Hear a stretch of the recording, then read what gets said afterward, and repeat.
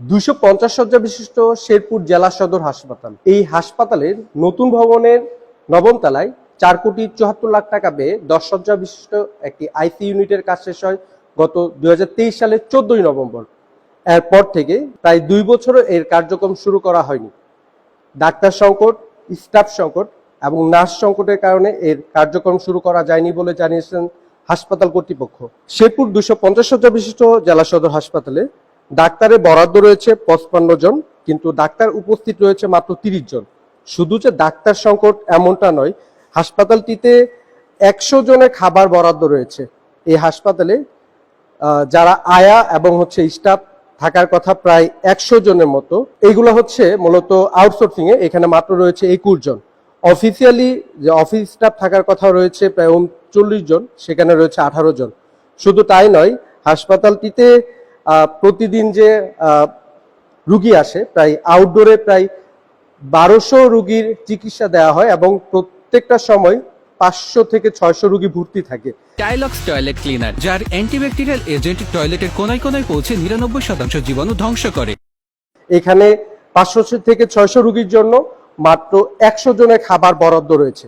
এই হাসপাতালে যারা আসে তারা নিজেরা সুস্থ হওয়ার জন্য আসলেও কিন্তু অসুস্থ হয়ে ফিরে যায়, কারণ এখানে যে পরিবেশের অবস্থা, এখানে যে স্যানিটেশন ব্যবস্থা এবং হাসপাতালের প্রত্যেকটা বাথরুমেই ঠিকভাবে তার পরিচ্ছন্নতা করা হয় না, যার জন্য হাসপাতালের মানুষজনকে বিভিন্ন বিড়ম্বনায় পড়তে হয়।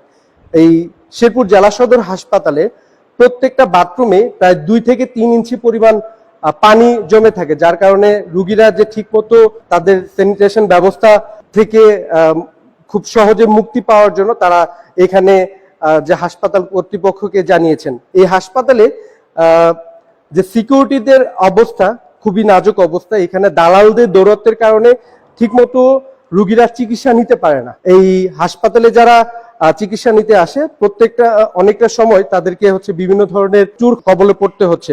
আর সবচেয়ে বড় সমস্যা শেরপুরে কোনো রুগী, ইমার্জেন্সি রুগীকে এখানে চিকিৎসা দেওয়া হয় না। বিভিন্ন উপজেলা স্বাস্থ্য কমপ্লেক্স থেকে শেরপুরে 5টা উপজেলা, প্রায় 5টা উপজেলা সহ শেরপুরে পার্শ্ববর্তী কুড়িগ্রাম জেলা এবং কুড়িগ্রাম জেলার রৌমারী এবং রাজীবপুর উপজেলা অধিকাংশ লোক এখানে চিকিৎসা নিয়ে থাকে। প্রায় 15 লক্ষ মানুষের চিকিৎসার একমাত্র ব্যবস্থা শেরপুর জেলা সদর হাসপাতাল। এই হাসপাতালে যে রুগীরা ইমার্জেন্সি সময় চিকিৎসা নিতে আসে কিংবা অ্যাক্সিডেন্টের কোনো রুগী আসলে তাদেরকে প্রাথমিক চিকিৎসা দিয়ে ময়মনসিংহ কিংবা ঢাকায় রেফার করা হয়। ঠিক সেই সময়টাতে আইসিইউর স্বল্পতার জন্য এখানে রুগীরা মারা যায়। এই হাসপাতালে যে 10 শয্যা বিশিষ্ট একটি আইসি ইউনিট রয়েছে, আইসি ইউনিটটা ঠিকমতো পরিচর্যা না করার জন্য এখানে স্থানীয়রা দাবি করছে যে এটার কার্যকারিতা দিন দিন নষ্ট হয়ে যাচ্ছে। গত 2 বছর এই আইসি ইউনিটের কার্যক্রম শুরু করা যায়নি। শুধুমাত্র প্রতি সপ্তাহে কিংবা মাসে একদিন করে এই আইসি ইউনিটে লাইট জ্বালিয়ে কিংবা এখানে যন্ত্রাংশগুলা পরীক্ষা সচল করে দেখা হয়। তো এমনটাই আমাদেরকে জানিয়েছেন এই হাসপাতালে আসা রুগী এবং এখানকার স্থানীয়রা। খুব দ্রুত সময়ের মধ্যে এই হাসপাতালের যে আইসি ইউনিটটি সহ প্রত্যেকটা জায়গায় তাদের উন্নত চিকিৎসা এবং উন্নত ব্যবস্থার দাবি জানিয়েছেন। মোহাম্মদ নাইমুর রহমান তালুকদার, ঢাকা পোস্ট, শেরপুর।